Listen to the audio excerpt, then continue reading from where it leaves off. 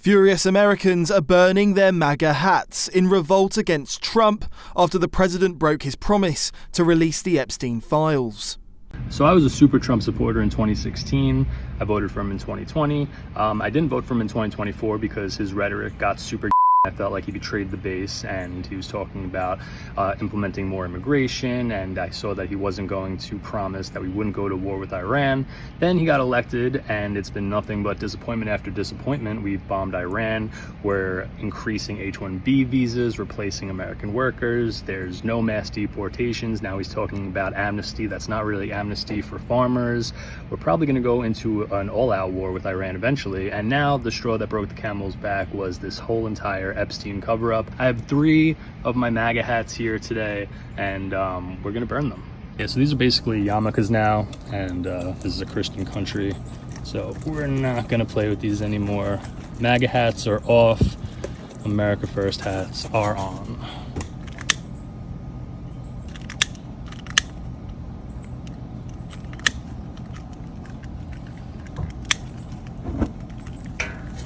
Burn, baby, burn. This week, the FBI released a memo saying there was no evidence Epstein had a client list, which many had theorised would compromise high-level politicians and celebrities. In it, the Bureau said it had allocated teams to comb through 300 gigabytes of data on hard drives and databases, as well as physical searches of his property. They found more than 10,000 downloads of illegal material. Then came the devastating blow to those who believe Epstein ran an intelligence-led blackmail scheme.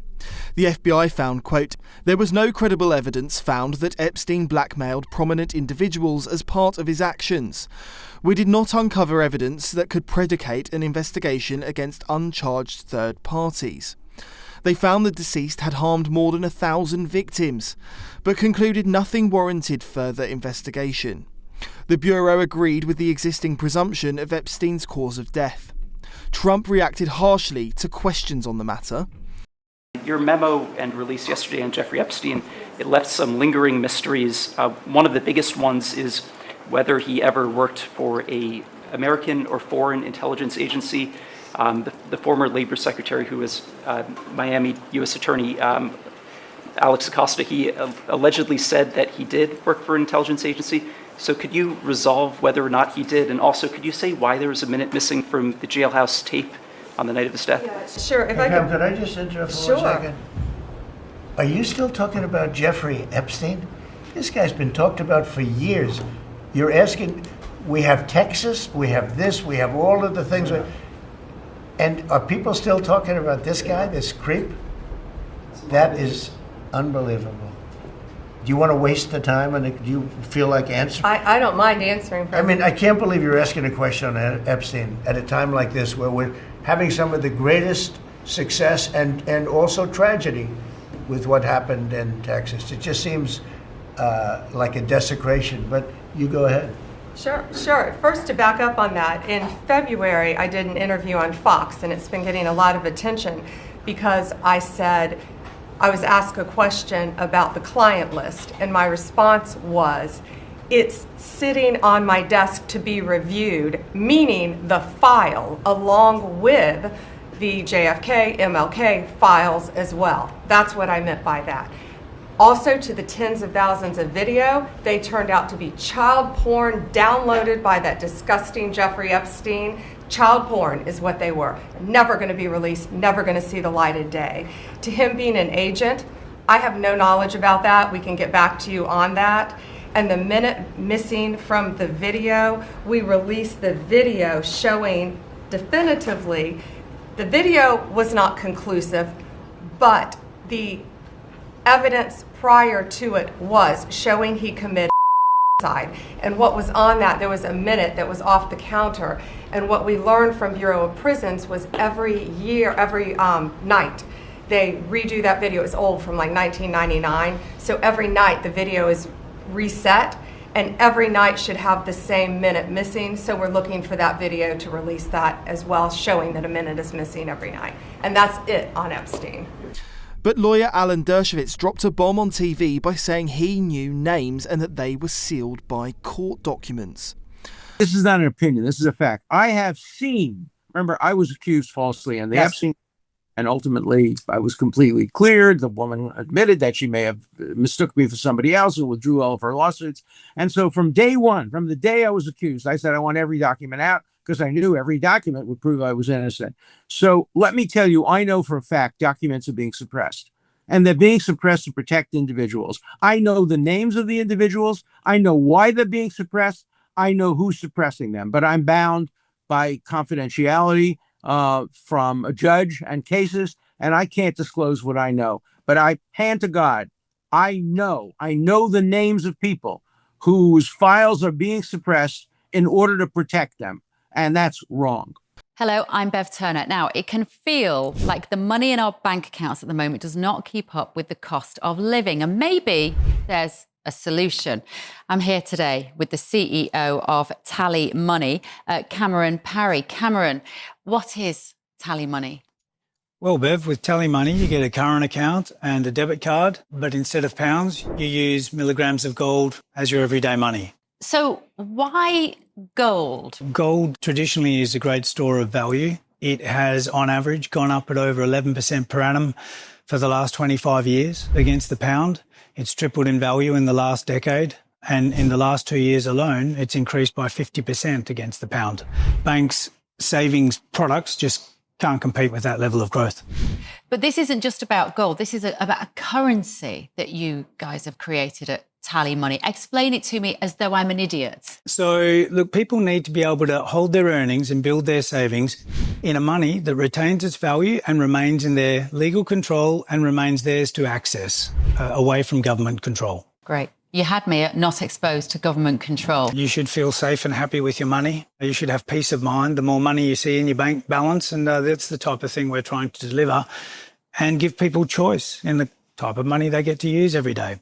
Brilliant. Thank you so much, Cameron. Thank you.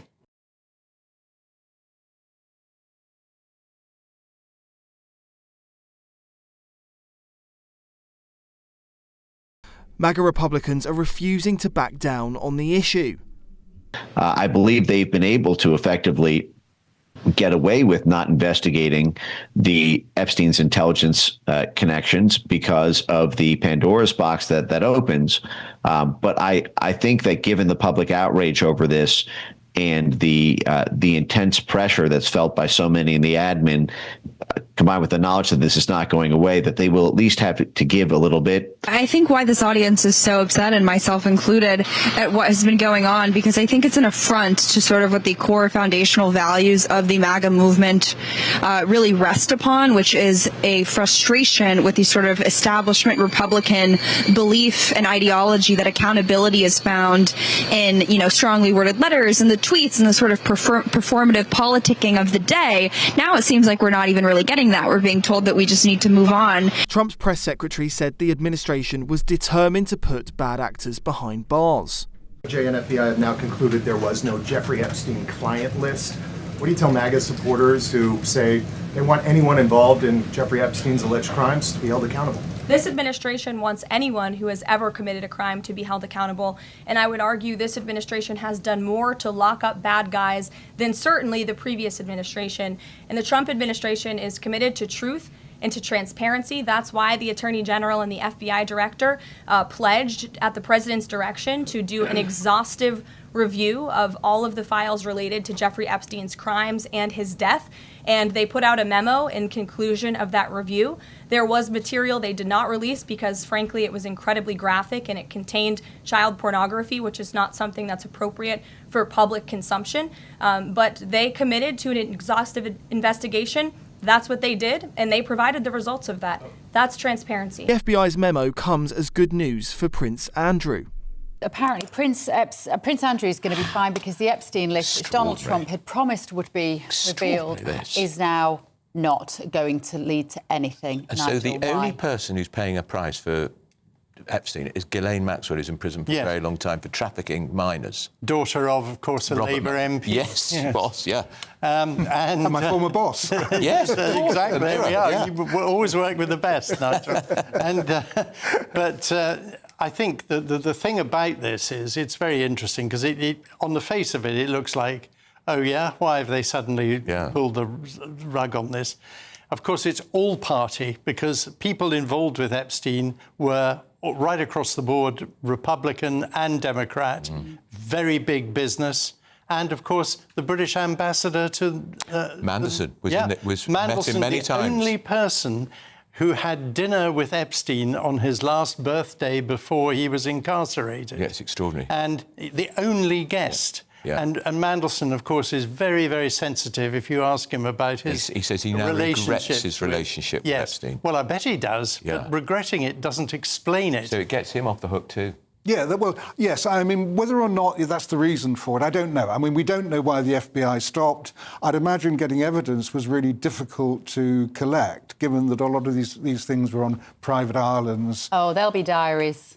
Yeah, and Whatever Prince the Andrew, people, of course, whatever those Prince Andrew, visitors to the who island. gave £12 million to a woman he never met. Ghislaine said there were tapes. Yeah, she did. And she implied at one point, as a way, I think, of trying to get her sentence reduced, that she had the name, she could spill the beans. She'll never come out of prison. She will the Piers. beans. She'll never come out of prison. But Well, even Kash Patel, the FBI director, even Kash Patel, who Trump put in there, he came out swinging when he was appointed. I am going to uncover the Epstein list. I am going to show you all nothing. Well, it does smack of political pressure, doesn't it? It really does. Yeah. I mean, isn't even Bill Clinton was linked to it too, wasn't he? Yes, he was, yes. Yeah. I mean, that's the point. It goes, and you had Bill Gates. Yeah. You know, you had really big names. Of course, the Barclays Tony chief, Blair. who's just been banned from for life from financial services because of his connection with Epstein. Yeah. I mean, it stinks. The lack of trust in the president was exacerbated by Elon Musk's accusation Trump appeared in the Epstein files weeks ago. For the MAGA base, it seems coincidental to now hear there was no client list. But Elon Musk did apologise for that tweet. The MAGA coalition has splintered in recent weeks, not just over Epstein. Opposition to Trump's actions in Iran and support of Israel has given rise to fears he's not the anti-war president they sought. Nicholas Dunning, GB News.